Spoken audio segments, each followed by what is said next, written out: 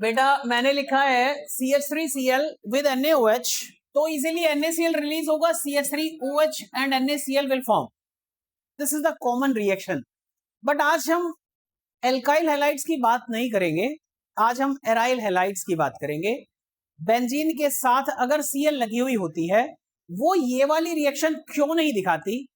अगर हमने ये रिएक्शन करनी है तो फिर हमें क्या क्या करना पड़ता है, हम आज वो बात करने वाले हैं. मतलब ये हुआ कि यहाँ जो कार्बन और Cl के बीच में बॉन्ड है वो काफी वीकर होता है. हालांकि इतना वीक भी नहीं है जितना कार्बन और कार्बन के बीच में बॉन्ड वीक होता है, उतना नहीं है, क्योंकि यहाँ तो पोलैरिटी है, वहां तो स्ट्रॉन्ग बॉन्ड है. लेकिन न्यूक्लियोफिलिक सब्स्टिट्यूशन हो जाता है इजीली. अगर हम इस CH3Cl की जगह क्लोरोबेंजीन ले लेते हैं और उसमें NaOH डालते हैं, देन रिएक्शन होती नहीं है. जबकि होना क्या चाहिए था, ये Cl यहां से Na के साथ निकलता और OH यहां आ जाता, फिनोल कंपाउंड बन जाना चाहिए था. नहीं बनता है. मैंने बताया होगा आपको क्यों, ड्यू टू रेजोनेंस. तो चिल्ड्रन होता क्या है, when the Cl is attached with a double bond. Cl किससे अटैच्ड है, कौन से कार्बन से? डबल बॉन्डेड कार्बन एटम से. इसको बोलते हैं एराइल हैलाइड. क्या बोलते हैं इसे? यहां क्या होता है, एक रेजोनेंस क्रिएट होता है जिसकी वजह से इस कार्बन और Cl दोनों के बीच में डबल बॉन्ड डेवलप हो जाता है, कार्बन और Cl के बीच. कैसे होगा?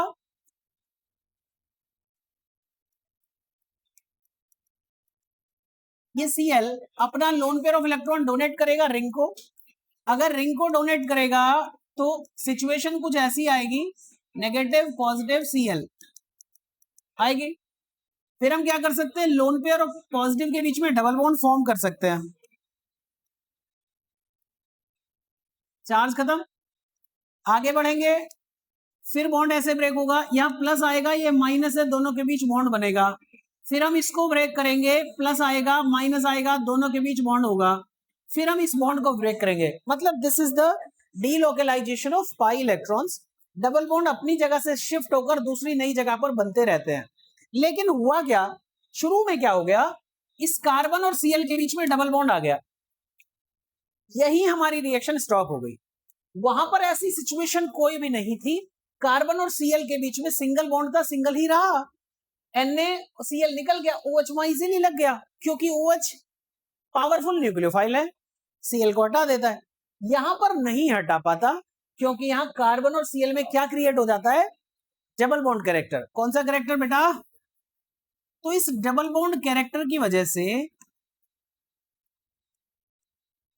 Develops, double bond character develops कहां पे बेटा? Between carbon and halogen of benzene. So अब सोचो, सिंगल बॉन्ड के मुकाबले डबल बॉन्ड तो ज्यादा स्टेबल है, इसको तोड़ने के लिए हमें ज्यादा एनर्जी चाहिए, और वो एनर्जी इस OH न्यूक्लियोफाइल में है नहीं, इसलिए रिएक्शन नहीं हुई. लेकिन क्वेश्चन खत्म नहीं हुआ यहीं. क्लोरोबेंजीन न्यूक्लियोफिलिक सब्स्टिट्यूशन दिखाता है.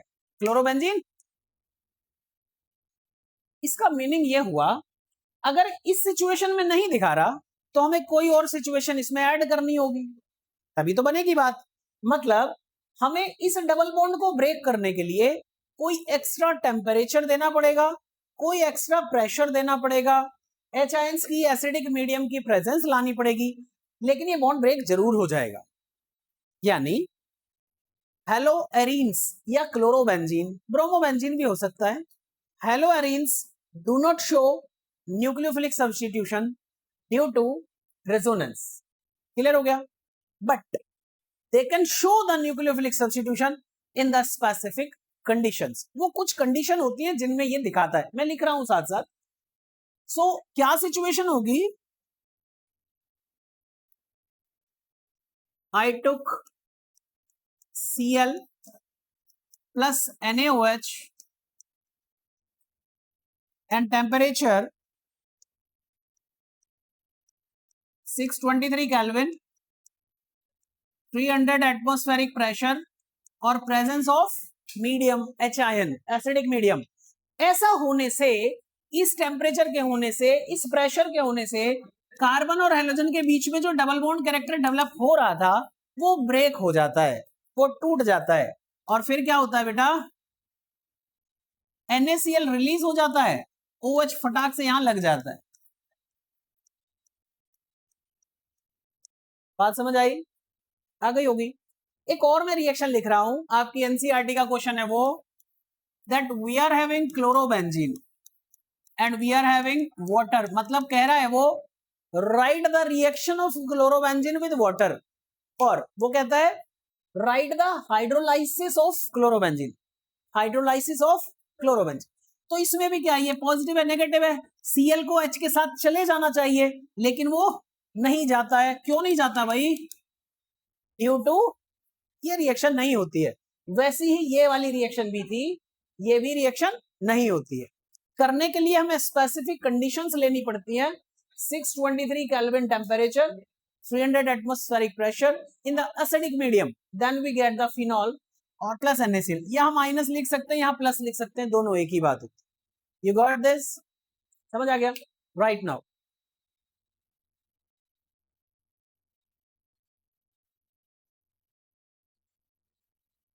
नाउ लिसन, ये हुआ एक पार्ट।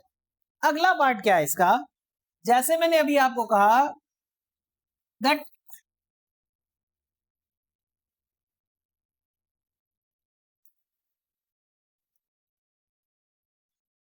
यदि बेंजीन में Cl लगा हुआ है तो Cl इजीली हटता नहीं है, लेकिन हम एक और काम करने वाले हैं। मैंने कितना टेम्परेचर दिया था यहां?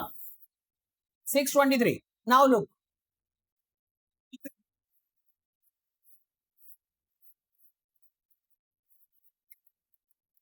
Cl, but here is the NO2 group. एक NO2 ग्रुप लगा देते हैं, लगा दिया। कैसा ग्रुप है ये?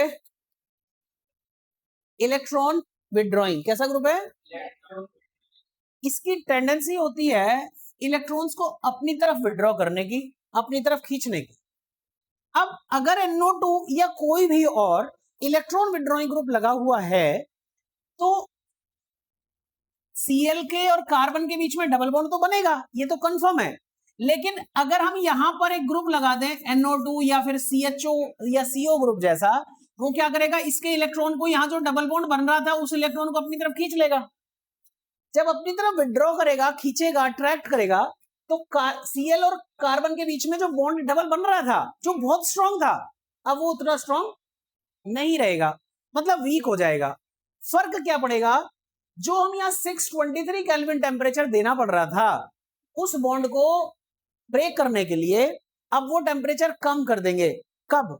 If the electron withdrawing group is attached with the Cl, मतलब क्लोरोबेंजीन, और इसी रिएक्शन को आगे करना चाहें। मेरी बात समझ आ रही है? टेम्परेचर देना होगा 443 केल्विन, ओके, और 100 एटमॉस्फेरिक प्रेशर से काम चल जाएगा in the presence of dilute HCl। इस 443 केल्विन का राज ये है कि NO2 ग्रुप लगा हुआ है जो कि इलेक्ट्रॉन विथड्रॉइंग है, इलेक्ट्रॉन अट्रैक्टिंग है, अपनी तरफ इलेक्ट्रॉन खींचेगा। जब ये इलेक्ट्रॉन अपनी तरफ खींचेगा तो कार्बन और हाइड्रोजन के बीच का बॉन्ड बेटा वीक हो जाएगा, तो कम टेम्परेचर देने की जरूरत है। आगे बढ़ते हैं। मान लीजिए एक Cl, एक NO2 ना हो, उसकी जगह